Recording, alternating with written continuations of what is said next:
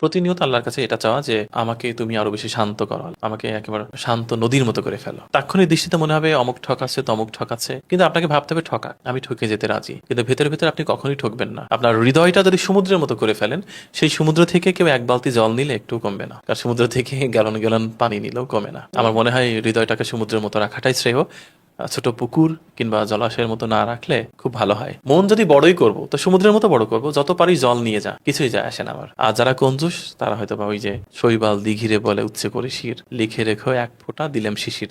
তারা হয়তো এক ফোঁটা শিশির দিয়ে বলবে যে আমি কিন্তু তোমাকে এক ফোঁটা শিশির দিয়েছিলাম। আপনার সেটাকেও অবজ্ঞা করার দরকার নেই, আপনি বলুন যে হ্যাঁ আমি ওটাতেই কৃতার্থ, ভাগ্যিস তুমি দিয়েছিলে, তাহলে আজকের মতো টইটুম্বুর হতে পারতাম না। এই যে কাউকে স্বীকার করাটা, এটাও ভালো। কেউ যদি বলে তোমাকে আমি 1টা টাকা দিয়েছিলাম আর আজকের প্রোগ্রেসের জন্য ওই 1 টাকাই দায়ী, আপনি বলবেন ডেফিনেটলি, কারণ সেই 1 টাকা না হলে আমার ফিগারটা হতো না ওরকম। কারণ দেখেন 1 কোটি থেকে 1 টাকা সরিয়ে ফেললে কিন্তু 1 কোটি ফিগারটা হয় না, কোথাও নষ্ট হয়।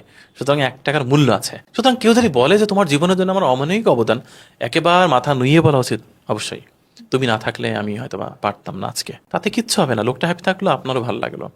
বিশ্বাস করেন, তর্ক করে না একটু নিজে ভালো থাকা যায় না। আর সবচেয়ে বড় কথা কি, কারোর কৃতজ্ঞতা জ্ঞাপন করার মধ্যে, কারোর কাছে তার অবদান স্বীকার করার মধ্যে যে প্রশান্তি, এই প্রশান্তি যে একবার পায়, সেই ভিক্ষুকের কাছেও গিয়ে বলে তুমি আমাকে দোয়া করেছিলে বলেই আজকে আমি গাড়ি চড়ে বেড়াচ্ছি। ভিক্ষুকও ভালো থাকলো, আপনিও ভালো থাকলেন। মানুষের অবদান স্বীকার করলে আমার মনে হয় না দোষের কিছু, ভালো থাকা যায়।